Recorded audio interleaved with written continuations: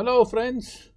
So finally, after having completed the standard English conventions in great details, we come to the next most important part on the SAT, which is the words in context. To give you the actual scenario, the standard English conventions in all its totality would probably have 8 to 9 questions on the SAT, maybe even 10 sometimes. Rarely 10, but then yeah, 8 to 9 for sure. This single component of words in context on the SAT is going to feature in at least 4 to 6 questions on the SAT. So this is the most important concept on the SAT and also the most scoring. Once you understand how to do it, it is a very scoring subject, and more so, it consumes the least amount of time.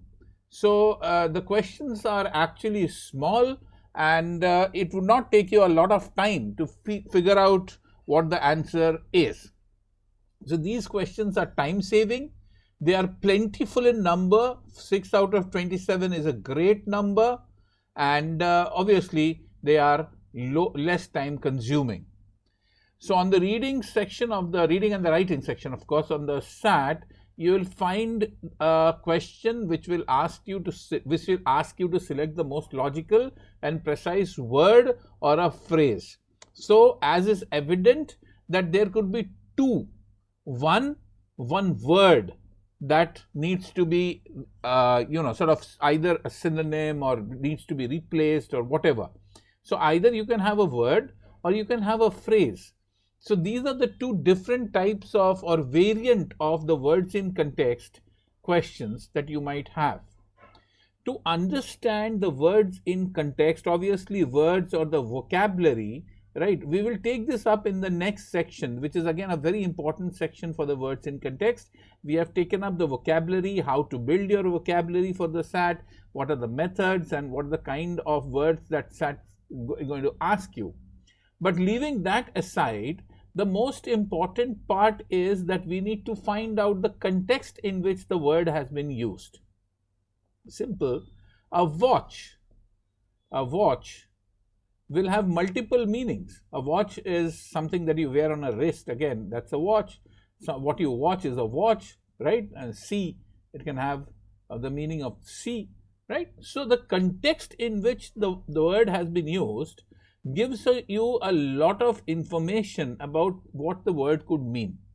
So the first thing we need to understand is something that we call the context clues. The context clues, right?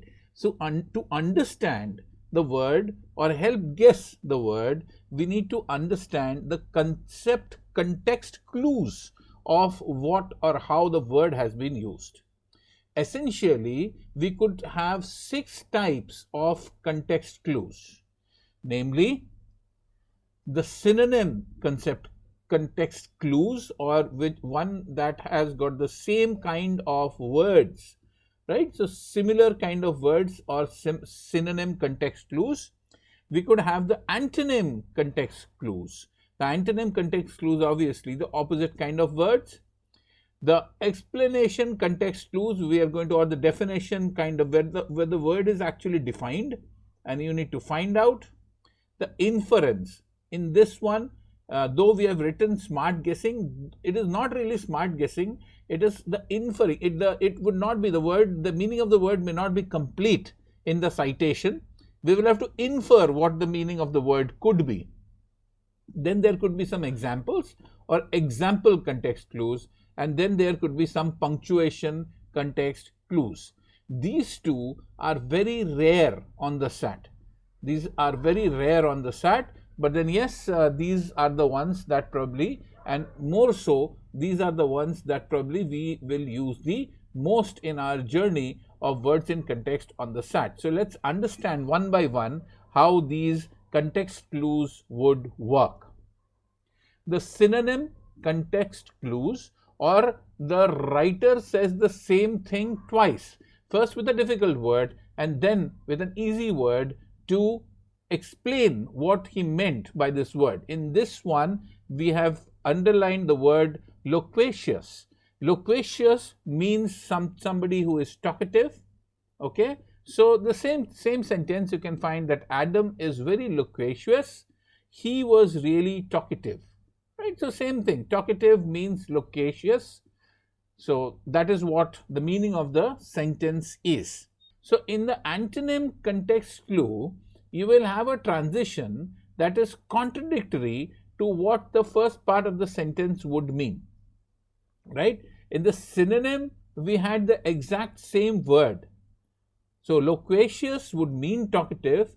In this one, probably we will have a transition between sentence A and sentence B, which is in contradiction, and hence it would be the antonym of what the word actually is. So Adam was very loquacious, however Diana was quiet, right? So however Diana was quiet would give you a fair enough idea as to if Diana was quiet, then definitely Adam was not quiet, and if Adam was not quiet, then he was talkative. So loquacious could probably mean talkative.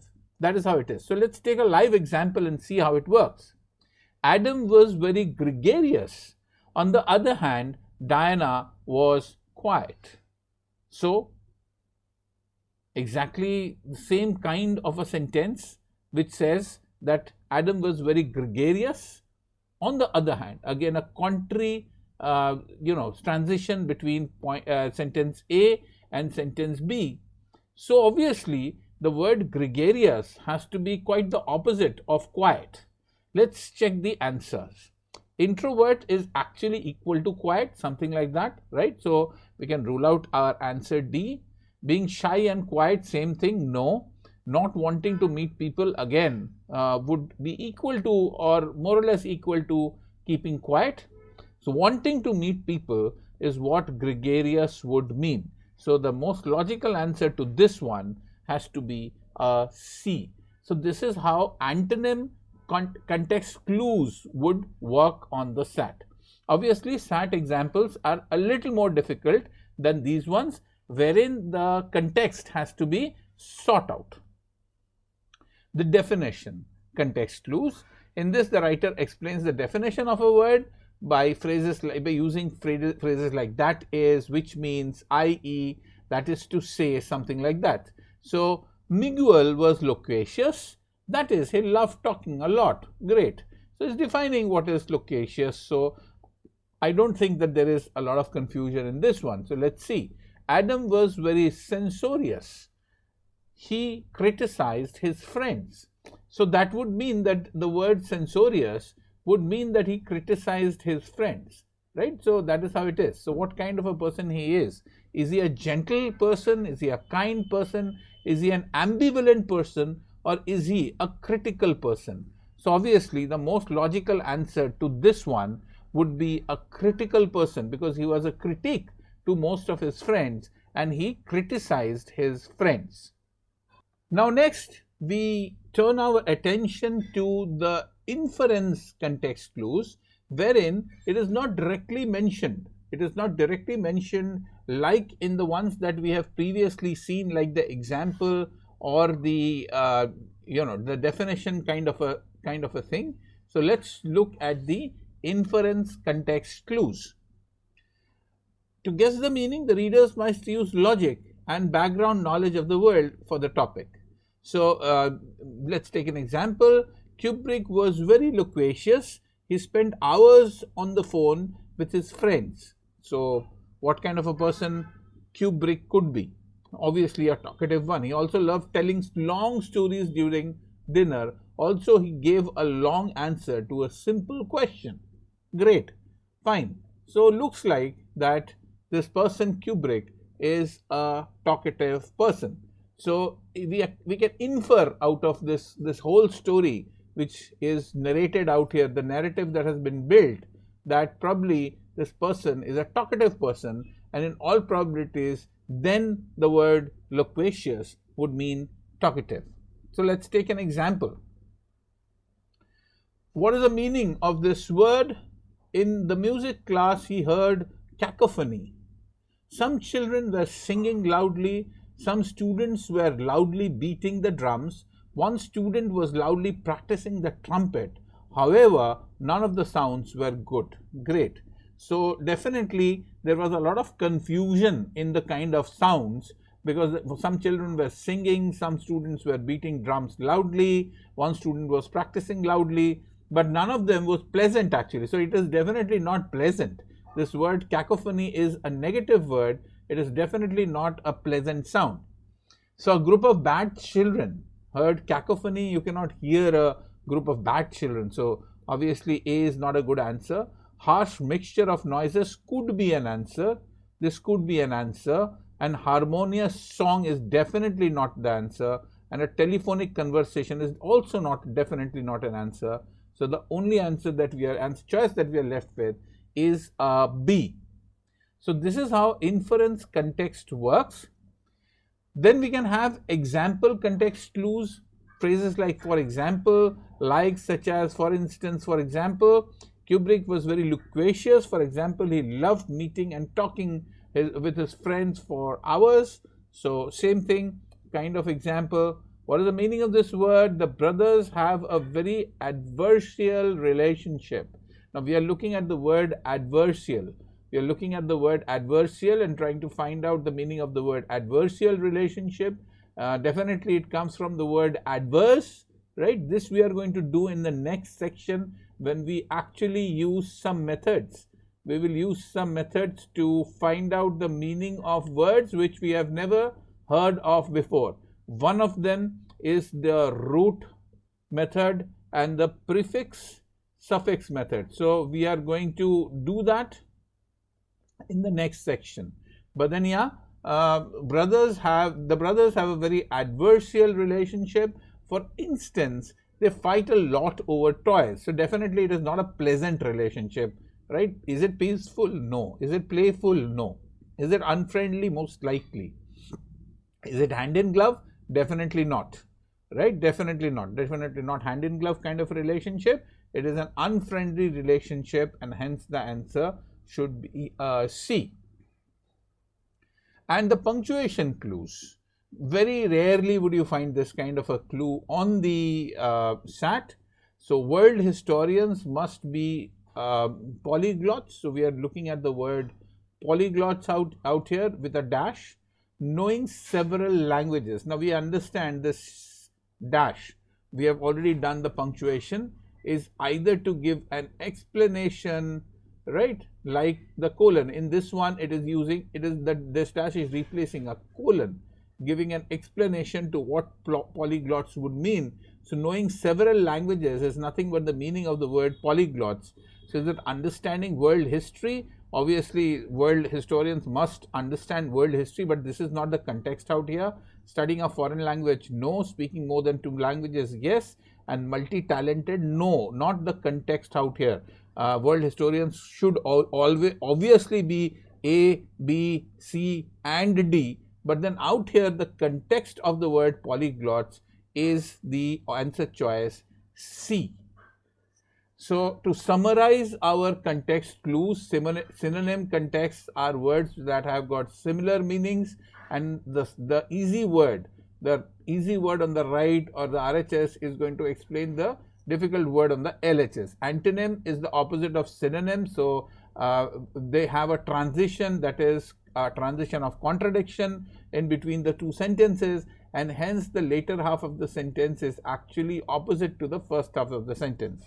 The explanation, wherein the first part is defined, in the second part the inference, wherein we have to infer using our knowledge as to what the word would mean. Example, by giving examples, one has to explain what the word, and punctuation by the use of punctuations like dash, colon, right?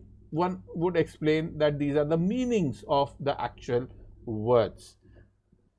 So now let's try to solve some examples on the SAT. As I've already told you that words in context questions are less time consuming as compared to many of the other compatriot questions on the SAT, and they're pretty simple if done with due diligence.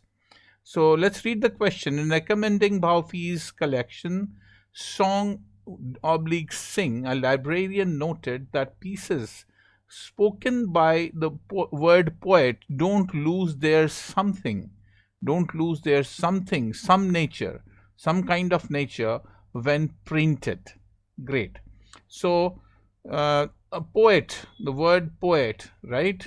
And we are talking about a song, then don't lose what? They don't lose what? So let's look at the second part.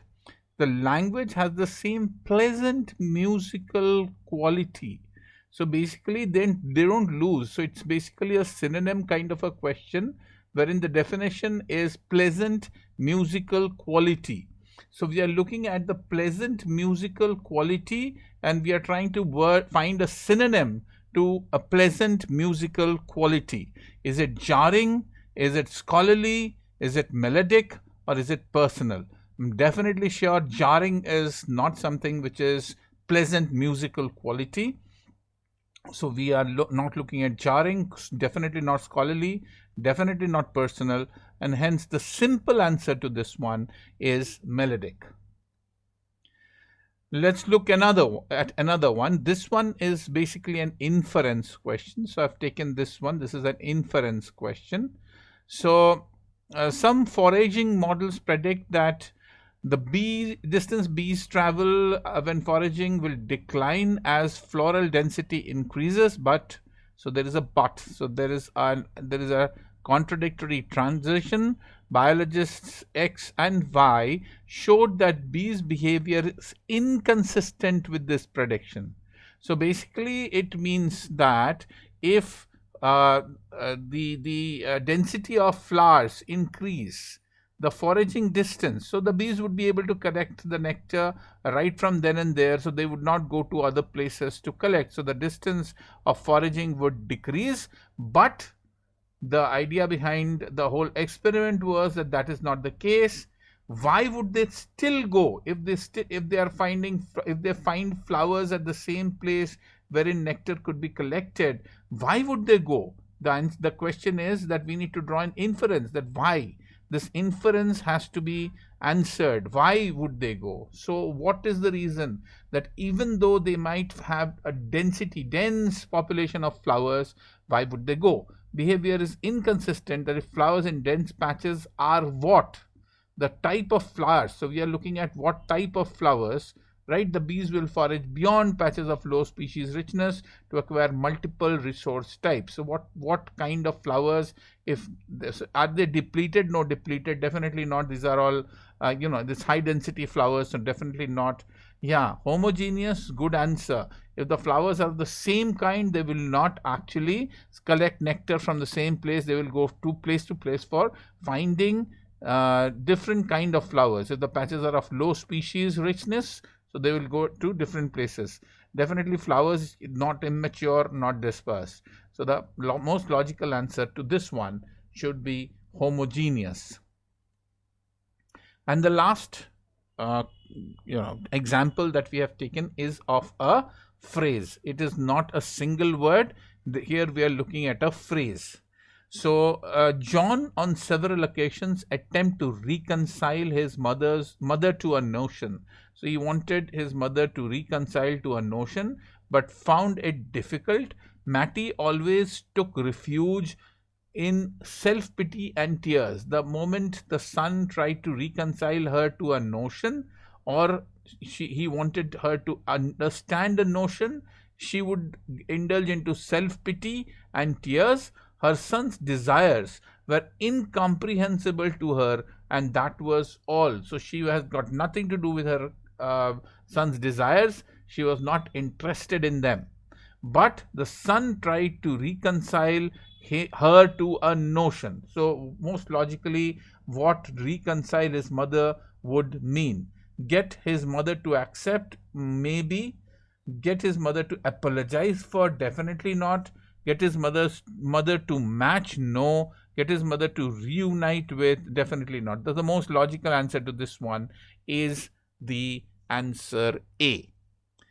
So as I have already proved in the 3 examples that we have taken, that we can solve these examples in a jiffy as compared to many other example types on the SAT, wherein you need a lot of deliberation to find out whether it is correct, incorrect, and things like that. So words in context, the 4 to 6 questions that is expected, we are expected to get all of them correct if we want to score well on the SAT. Stay tuned for the next section, which is vocabulary improvement on the SAT. This is for people who are looking at a 1500 plus score and would like to work hard for their score.